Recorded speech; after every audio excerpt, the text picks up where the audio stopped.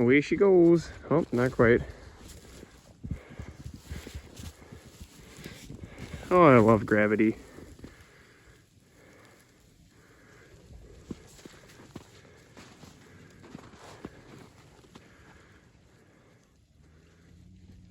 Hopefully it'll be gone before it hits the fence. Oh, perfect.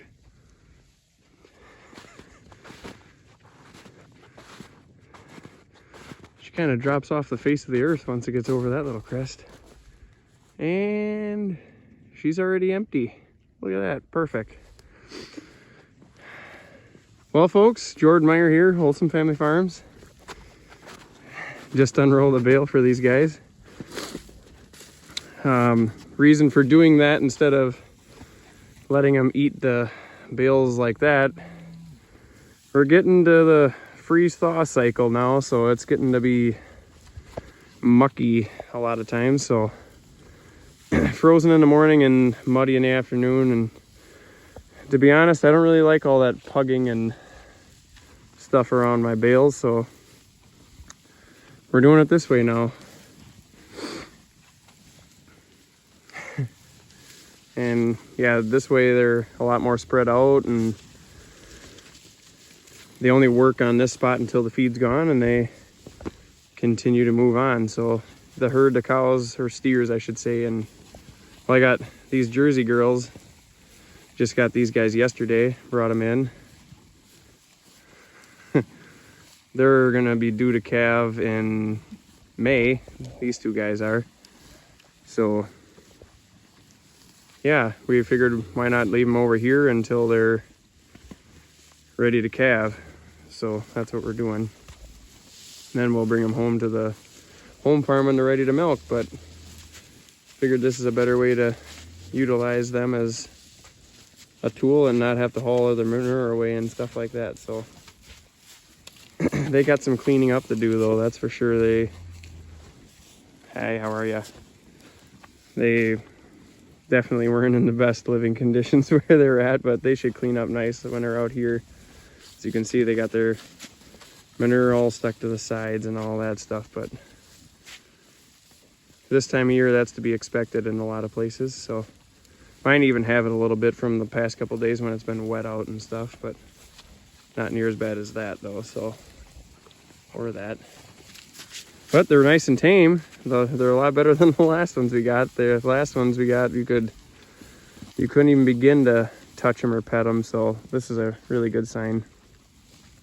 We'll see how they fare in our operation here, but it seems like they're a little bit pickier than what ours are. Ours are just going to town, and those are kind of like, what are we doing here? But they'll get the hang of it. Nice green alfalfa. Yeah, these finishers they're definitely looking good. Putting on a lot of fat, so it's what you want. Should be nice and ready to go this spring and summer. So here's one of the lead cows we kept back for leading steers around and stuff. It's just a second time, or second calf heifer I should say, gonna be going on her second. So yep, things are looking good. Still got plenty of ground cover out here. And I know yesterday I seen some actually clover coming up, and look at that. It's greening up. Either that, I sure think that's a new sprout coming from this spring. Crazy. I shouldn't call it spring. We're in winter yet. It's March 1st, so. Friends up north, they're 4 hours north of me. They had 2 below zero this morning, and I think we were right around that 20-degree mark.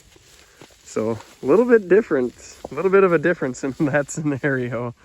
Things look a little bit more like spring down here than it does up there. They had snow yesterday, and yesterday it was muddy here, and could practically get by just wearing a sweatshirt. So yeah, it's amazing how just 4 hours of driving either north or south makes a difference of your climate and your context. It's quite the deal.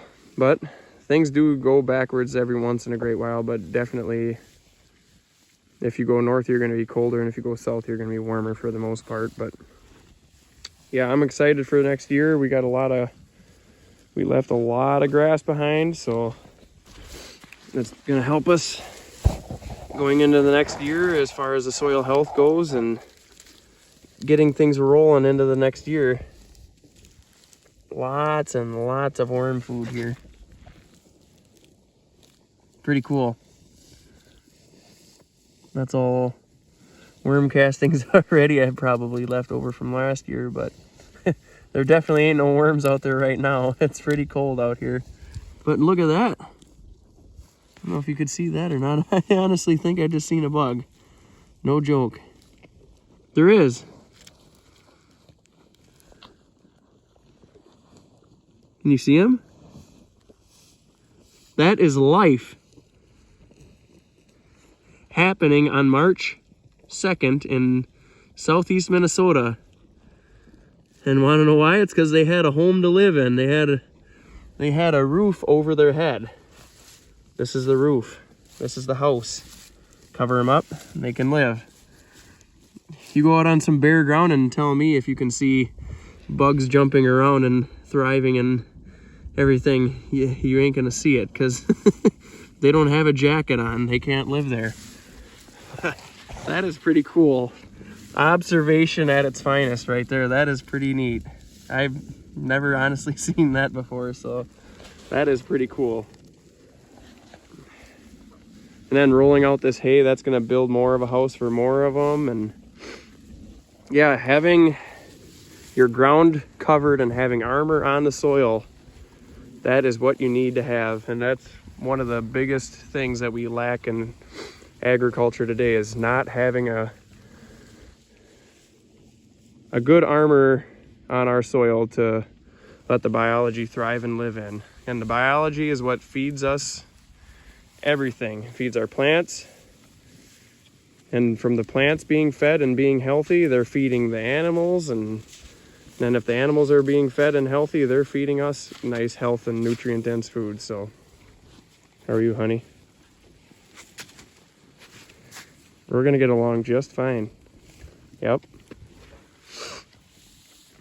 But yeah, so anything we can do to help the biology thrive and continue on their work the longer into the dormant season and start up earlier once, well, we ain't really close to the growing season yet, but that is pretty encouraging and exciting there when you can see bugs and things jumping around and everything in your soil there. That is awesome on March 2nd in Minnesota. Like, you just think everything is just a dead, cold, frozen wasteland out there, and that is not true.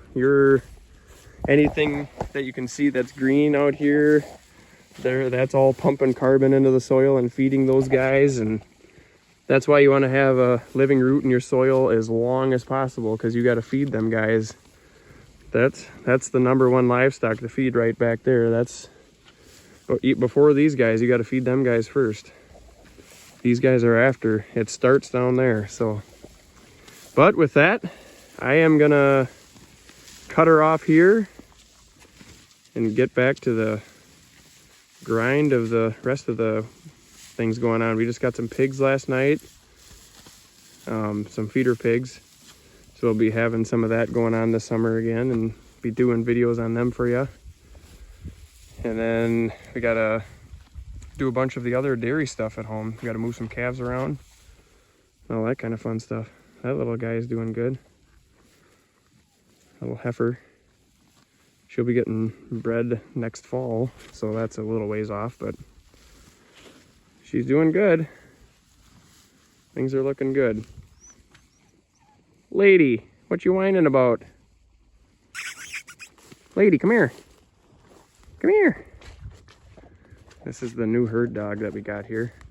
This is Rusty's daughter, actually. Come here. Hi. Hey, stay down. Stay down. Are you scared? Are you scared? Lady, are you scared? Huh? Are you scared? Are you scared? No, you're not scared.